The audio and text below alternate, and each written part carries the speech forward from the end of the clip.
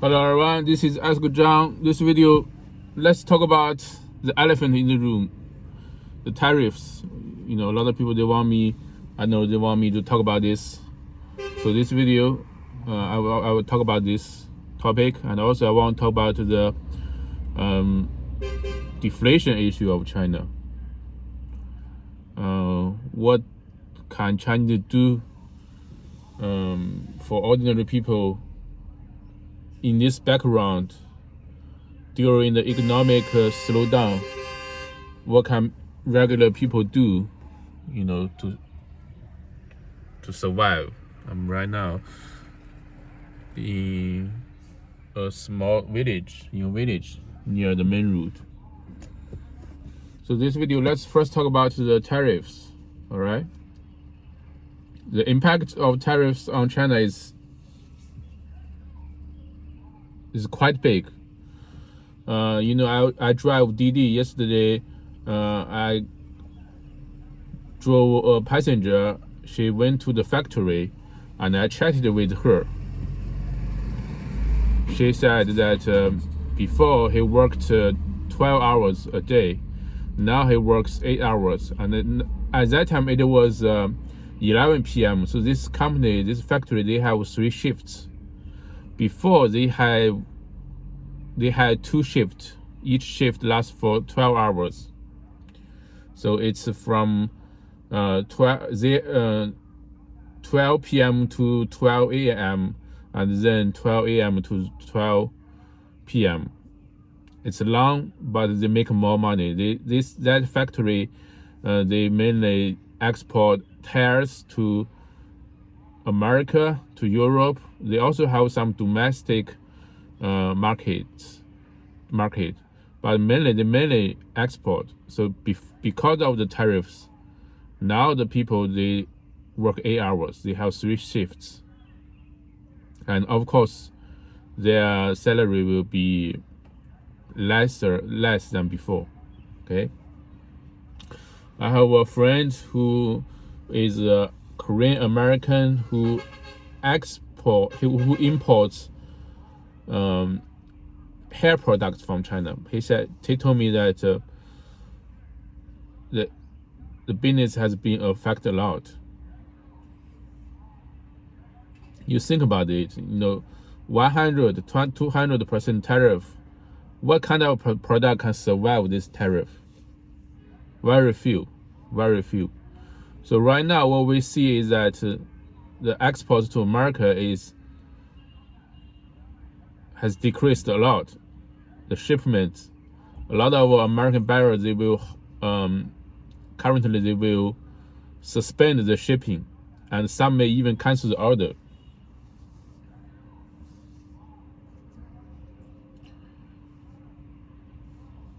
And a lot of small factories that depend on orders from America will not survive if this drags on. But my assumption is that China and the US will reach a deal maybe within 2 or 3 weeks. That is what I learned from the recent news. This 120, 200 tariffs on each other is ridiculous. It's like child games. It's not mature, right? If this continues, more people will lose jobs. Even though right now I'm not working for like exports company. I'm mainly driving Didi, but still I'm looking for jobs like that. With this tariff, fewer and fewer bosses would like to hire, because they know like it's impossible to export to America with this kind of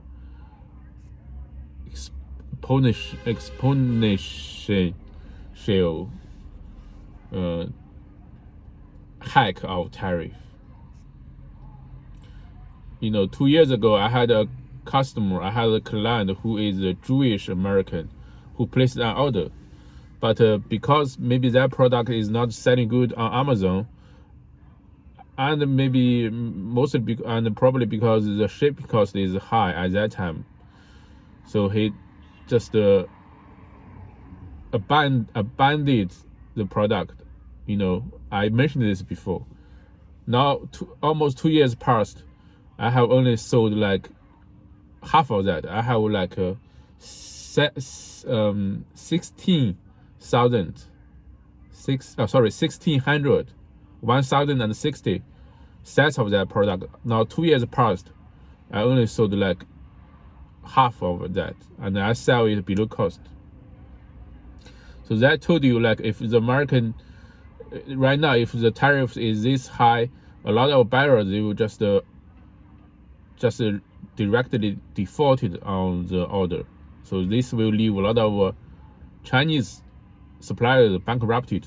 So many of them, when they place order, they only paid 30% or less deposit. So if they don't want this product, a lot of factory will in trouble. And they can sell it in the domestic market, in the Chinese market, but the consumption power is not high. So this leads to my next topic, the deflation. Earlier I saw a video on YouTube talking about how high the prices of eggs is. But in China, we have a different scenario. So the prices are falling. Why? Because nobody want to spend it. They only spend on necessary stuff like food. They don't spend on luxuries or discretional items like before. And like I said, I sell the product, like the stock product, below cost. Even below cost, I can only sell it like 20 or 30 sets a month, like every day 1 or 2 pieces. Sometimes for several days no sales. So the purchasing power of a regular Chinese is very limited.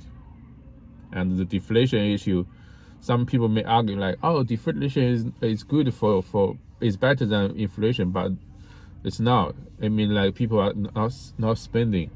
What you make cannot be sold, and factories will not survive. So next question: what can China do?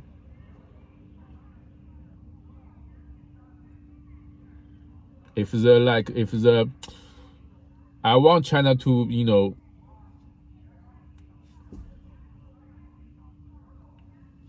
I don't want to see the decoupling of China. A lot of factories, they survive, they exist depending on the orders from elsewhere, not only from America, from Europe, from Southeast Asia, and more, and Africa. But with this kind of high tariff, with the low, even Europe market is not good. Russia and America and Ukraine is in war right now. Europeans, their spending power is not as strong as before. So for regular Chinese, right now the job market is very bad. Most people, they only want to look for government jobs because it means stable, but it's very competitive. For regular Chinese, the outlook is not good. You think about it. It's like if China is totally isolated, it's like North Korea. So for a regular North Korean, no matter how hard he works or he tries, most of the time, it's not. He cannot live a life like live a better life, live a good life, right? Maybe he has a government job, but it's only relatively speaking, you are doing it better than your folks. But compared with people from other countries, your life is not good, right? It's like the same here. Some people, they think like, oh, if I get a government job, I will earn more, like most of others. But still, you are in China, the standard is not that high. It's like red race. The only way, like China, the economy of China depends heavily on exporting. So we still have to integrate with the rest of the world. We still have to export. There's just too many people here. It's really hard to get ahead, right? Maybe I would, I was thinking earlier, like maybe I should have another iPhone. I want to do live streams. I want to use YouTube more, like spend more time on YouTube instead of Douyin, because if you make videos on Douyin, it's very hard to get monetized. The only way you can get money from Douyin is mostly either by selling directly or recommending products. A difference between Chinese social media and the European and the West social media is that in Chinese social media, you can hardly earn money from your content. There's no income from content. The advertisements is very, very limited.